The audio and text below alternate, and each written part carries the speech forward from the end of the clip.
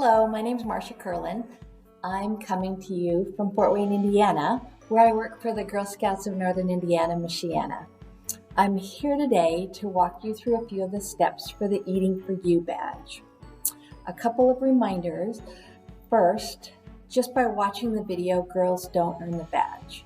It's our hope that girls will watch and be motivated to want to pursue the badge, including all 5 steps on their own. And then also, we have a patch program that we are offering girls who watch at least 5 of our online videos. So we would encourage you to visit our website to find out more about earning that fun patch. So let's get started. So the Eating for You badge has 5 steps, and these are: know how good nutrition helps you keep your body healthy. Find out how what you eat affects your skin. Explore how your diet affects your stress level. Investigate how what you eat affects your sleep. And look at how your diet affects your level of energy. So let's take a look at that first step and talk a bit about nutrition. And with nutrition, what we use as a great visual is the MyPlate guidelines. And what this does is tell us about our food groups and give us a really handy reference for about how much of that group should be represented at any given meal. And the nice thing about the MyPlate guidelines are the colors will be consistent throughout. So anytime they reference fruit, we'll see it in red, protein will be in purple, and so on. So the other thing to think about is, while this is a great visual, a lot of times foods we eat won't be specifically separated and easily apportioned as you see it here. A lot of our foods are mixed together, which is fine. But this is just a guide to help us think about how much of any given food we should try to have at a meal.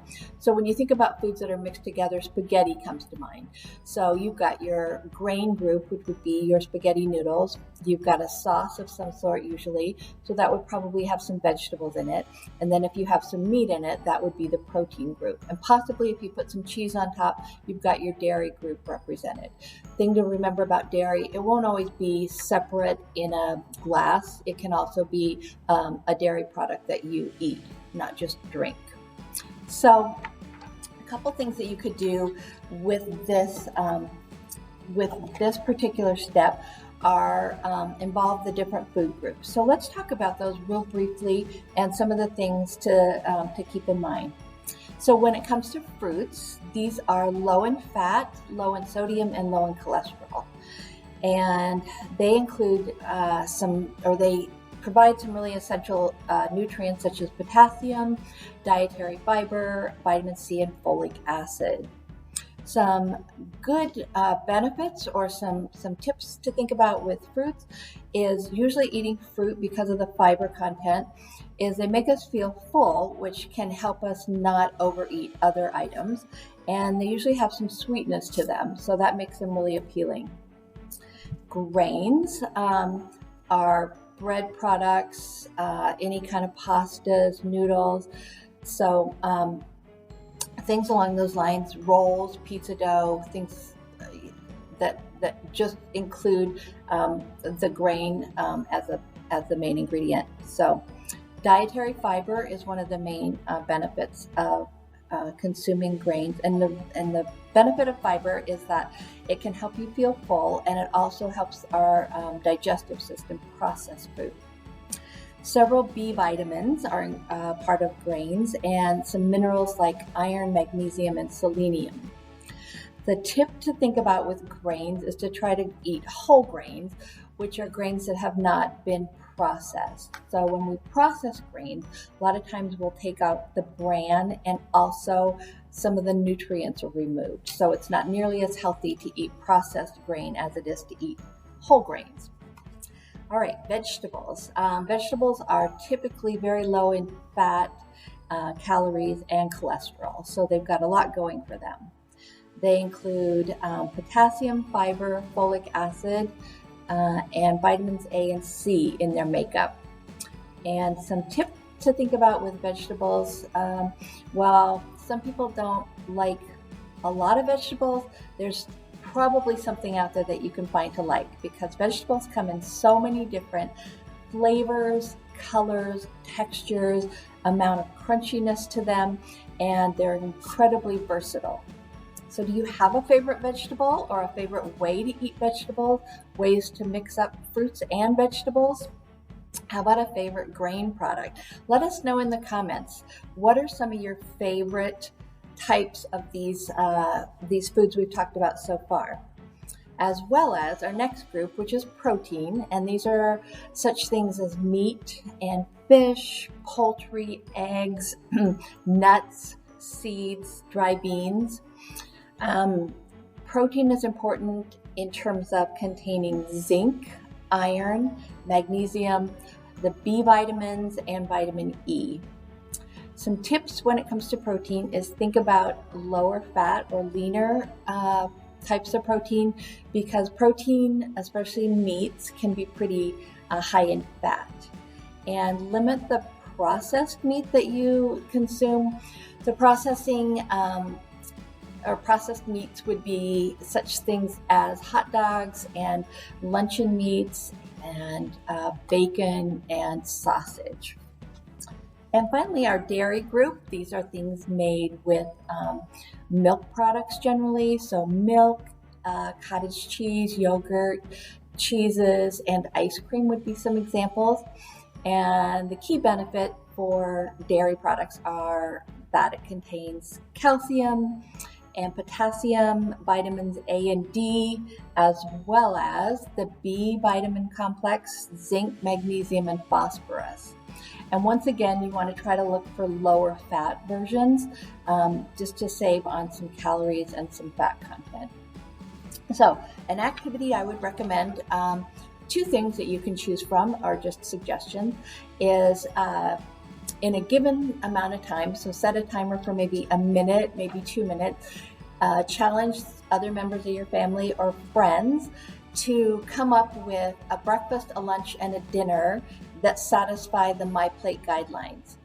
And especially with a family, think about things that you typically like to have. So use those foods as your inspiration, and see who can come up with different plates that you would then talk about afterwards, and see if they've satisfied those requirements. Another thing is a resource that is included with all the different resources for this particular badge online, and it's called the Cook-Off Craze. And you can print this off and give one to everybody who might be playing this particular game. It's a lot like Mad Libs, if you've ever played that, where what you'll do is fold the paper where you see the line, and then just include the top portion to start with, and you fill in the blanks for all these different examples of different things. So some of them are foods that you'll come up with a type of food, and some of them are things like a verb or an adjective or an adverb, and then you'll plug those into the story below and make kind of a funny and entertaining little story that you can read together. Okay, so there are some other resources online as well, some other activities you can do. I've got a secret code that you can print off, and the different foods represent different letters of the alphabet, and you can see what the message is. You can do a word search, which would be kind of fun to do, and then there's a whole grain word scramble. So these are some options for step number 1. All right, let's talk about how what you eat affects your skin. And one of the things that I want to focus on is water. So water is incredibly important, not just for your skin, but also for your hair and your nails, and essentially everything that makes up your body. So all the cells of our body contain water. So tell me in the comments, if you think about on a scale of 0 to 100, what percentage of our bodies are actually made up of water?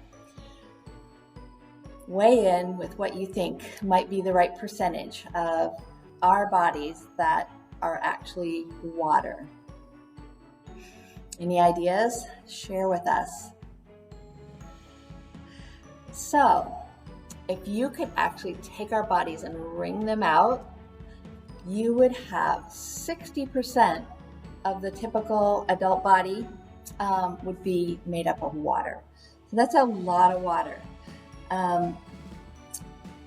So we need to replenish it. We just continually need to cycle new water into our system. Think about your brain and your heart. They actually contain 73% water. So very significant amount of water. Even our bones, which we think of a lot of times as being sort of dry, they contain 31% water. So we see that water is really important. So for girls your age, typically the recommendation is about 2 liters of water a day. And that can be broken down into about 8 to 10 glasses.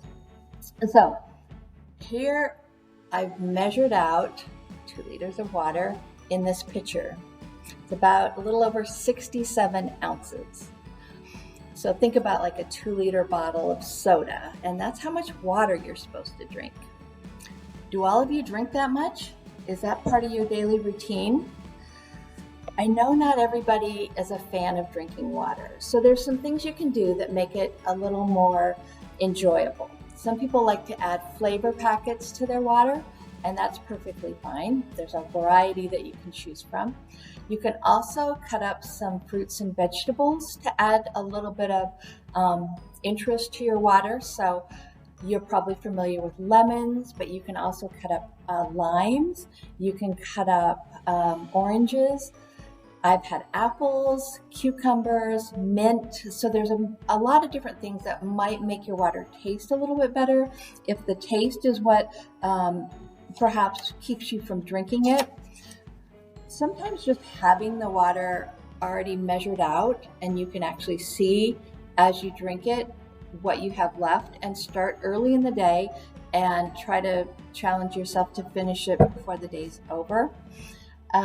Another thing that can help, again, it just makes it a little more interesting, is drink it out of something that's more fun. So maybe a Girl Scout cup would make it more fun to drink out of, or something with your favorite character on it is another option. So that makes it more enticing to want to drink that.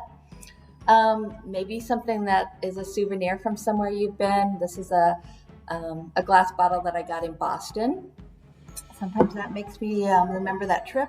Or colorful. I go for color and fill this with water, and you're about halfway there. So anything that kind of helps you think about water as being something more positive that you want to try to consume, as opposed to maybe something that you're not that interested in. Okay, next let's talk about what we eat and how that can affect us in terms of stress. So one of the foods that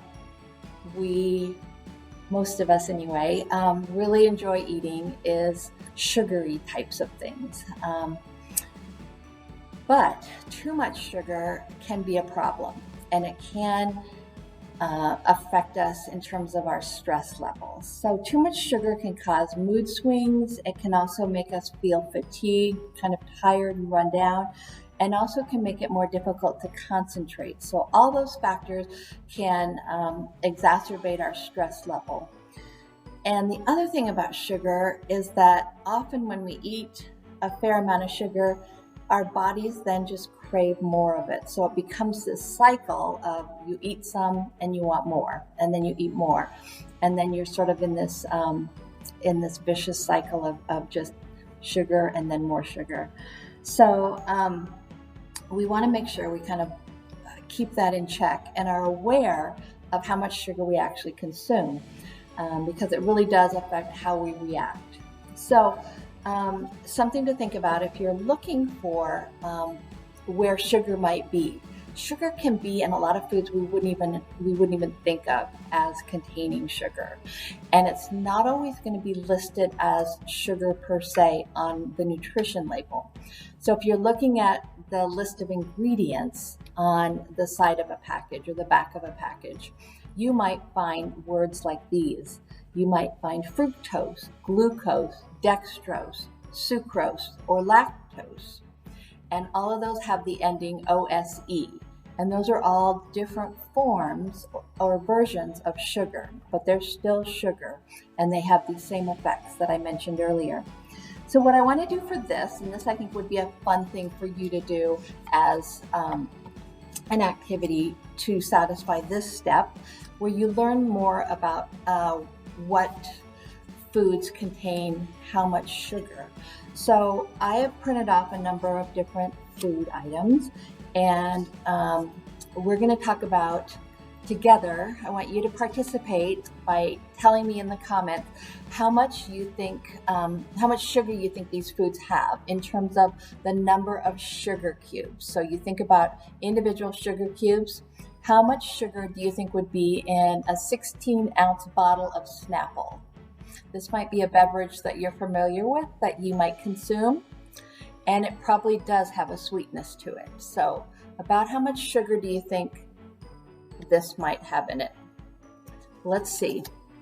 This has got 10.5 sugar cubes, so quite a bit of sugar. Okay, but we also have sugar in foods that's naturally occurring, and these foods are really essentially pretty good for us, but they might still have some sweetness to them. Like I mentioned before, fruits, part of the reason we like them is they have a sweetness to them in most cases. So how about a banana? How many sugar cubes do you think this might contain? The banana has about 3.5. Again, it's naturally occurring, and that's really not a problem. Capri Sun pouch. Any guesses? It's going to be sweet, so think about how much sugar might be added to give it that sweet taste. Capri Sun, one pouch would have about 4.5 sugar cubes. So let's do a few more. Here's carrots, a serving of carrots. Carrots are very good for us. We want to encourage you to eat some carrots or other vegetables. But even carrots have a little bit of sugar that's naturally occurring. Tell me what you think in the comments. How many sugar cubes worth of sugar might a serving of carrots contain? Okay, even carrots have a little sugar, 1 cube. And we've got an apple. What about an apple? Apples are sweet. Apples have a lot of sweetness to them. And an apple, it's again naturally occurring sugar that gives it that really good, that gives it a good flavor and a good taste that we enjoy. So the apple's got about 4.5. If you can see that, 4.5 sugar cubes. All right, let's talk about some things that we know are sugary and sweet, and that's part of the reason why we like them. Here we've got some Starburst, a package of Starburst. If you ate the whole package, and you know these are sweet, they've got a lot of sugar as just one of their ingredients. Candy's going to be pretty high in sugar. What do you think about Starburst? Let me know in the comments about how many sugar cubes would be in that whole pack. All right, so Starburst are going to have about 8.5 sugar cubes. Here we've got, I think this is either small or a medium, hot chocolate with whipped cream from Starbucks. That's going to taste pretty sweet. It's going to have a lot of that sweet taste to it. Guesses on this one? Thoughts? How many sugar cubes worth of sugar might this contain? If you guessed 9.5 or close to that, you would be right. All right, another beverage a lot of you may be familiar with. Maybe you drink soda. This is a Coke, a 12-ounce can of Coke. And you know how sweet that tastes. This has got 7.5, about 7.5 cubes worth of sugar. Let's do a couple more. Skittles. Anybody like Skittles? A fan of Skittles? A packet, the size that you might see at the checkout area of a grocery store. Skittles. Got something peeking through there. Skittles have 11.5 cubes worth of sugar. So here's what I would suggest you do. This is kind of fun. Think about the foods you eat or your family likes to eat, or maybe things you might indulge in every so often, and play this game. Print out or draw a picture of the different items, and you can actually do this with sugar cubes or teaspoons of sugar. You can find the equivalent online, and have a guessing game. See if you can cover up how much sugar the item contains, or you can ask people to go around and guess at different stations how much sugar might be in an item, and then you can be the one that explains how much the item actually contains. So some other examples, I've got a power bar, something that is somewhat healthy for you if you're an athlete or if you work out and burn a lot of calories, but it's covered in chocolate, so you can imagine that there's some sugar in it. A bagel, there's one that would be probably have a surprising amount, but not a lot, but include some of these kinds of foods, as well as some that we know have a decent amount of sugar. So I've got an Oreo cookie, you could use that. You could use, here's spaghetti sauce. This always surprises people to think about foods like this, which you don't necessarily taste the sugar as having sugar. I've got yogurt, pickle relish that you might include in maybe some tuna, a food from a restaurant, a fast food restaurant, a sandwich from McDonald's, a chicken sandwich. So just have fun with this and make it sort of a challenging game to see if everyone can guess about how much sugar. It can be a real surprise to see how much sugar is in some of the foods we eat, and how, when you think about maybe cutting back on it, it can really affect how you react to things and how your stress might be lessened. So the last thing I wanted to go over is how foods and what we eat affects our sleep. So some of you may have noticed that when you eat certain foods or eat a certain amount of foods, that you don't sleep quite as well. So there's some major culprits that a lot of people have in common, and these might be things like spicy foods or something that's very hot. Anything with a lot of caffeine in it, close to bedtime. Things that are high in fat. And what happens there is your body is just focused on digesting that. And so it's hard to then be rested and start to feel sleepy. Foods that have a lot of protein as well can also make it difficult for you to fall asleep.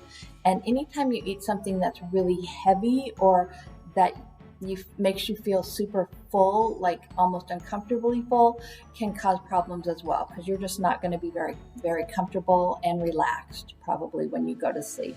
So we're talking about foods that maybe cause problems when you are trying to doze off and fall asleep, as well as maybe affect your rhythm of your sleep throughout the night. So it really does make a difference what you eat and how that makes you feel in terms of rested. So here's a thought that I had for how you could do, how you could look a little bit more closely into this particular step of the badge. So I made a poster or a little chart where I have a column for snooze and a column for lose. And the idea would be to keep this right by your bedside, and then when you wake up in the morning, think about your sleep. Did you sleep well? Do you feel like you had a good night's sleep? You were rested? You didn't have trouble going to sleep? You don't remember tossing and turning? Then think about what foods you had from about dinner time on, and make a list of those foods. If you had some issues and you recall that you just really didn't get good sleep, write down what you ate over here. And then after a period of maybe a couple of weeks, start looking, or you'll look to see if you see some patterns. Are there some foods that maybe are trigger foods that just are not really working for you to get good restful sleep? There are some foods that do help you with sleep, and we'll talk about a couple of those. So, one recommendation would be some low-fat cottage cheese. So, the benefit of this is it contains calcium, which helps regulate your body's production of melatonin, which is a hormone that is beneficial for sleep.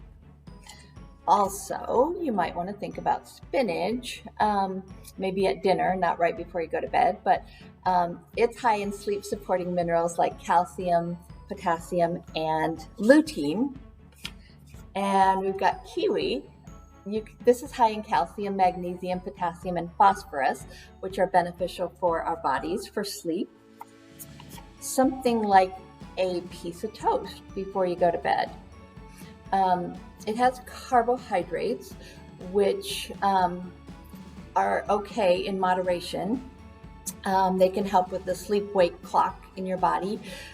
You don't want to go overboard. You don't want a big bowl of macaroni and cheese because that would be sort of that heavy feeling, and then your body would be working sort of overtime to try to process that. But one piece of bread would be okay, or a piece of toast. And cherries. Cherries are another good source of melatonin, or they can help produce melatonin, which is that sleep hormone. So, a few foods that you might want to think about to help you sleep better. A couple others that you're probably familiar with are warm milk. Some people swear by that as sort of a sleep aid, and what it is with the milk would be the calcium, again, which helps to produce that melatonin. And some people talk about turkey, and you've probably heard this. This may or may not be true. You might want to do some research into this to see if this is an urban legend or if this is actually a fact. But a lot of people feel like, especially around Thanksgiving when we traditionally eat turkey, that they get really drowsy after that big Thanksgiving meal. But I've read that it may not just be the turkey, it may be just that combination of quite a few other foods and just eating a lot that can make people more drowsy. But look into that and see if that might be a food that has some benefits when it comes to getting good sleep. So the last step of the badge to think about foods that impact your energy, I will let you explore that on your own. But that would be a great one to find out too, especially if you're really active. What do you find that helps you to maintain that energy level? So we're really happy that you're watching these videos. I hope you got something out of this one and are excited to look into this badge on your own and learn some more about nutrition and how various foods make a difference in how we feel, how we act, and just how healthy we are. So look for more of our videos and other programs that we'll be doing in the future. And everybody stay healthy. Take care. Bye-bye.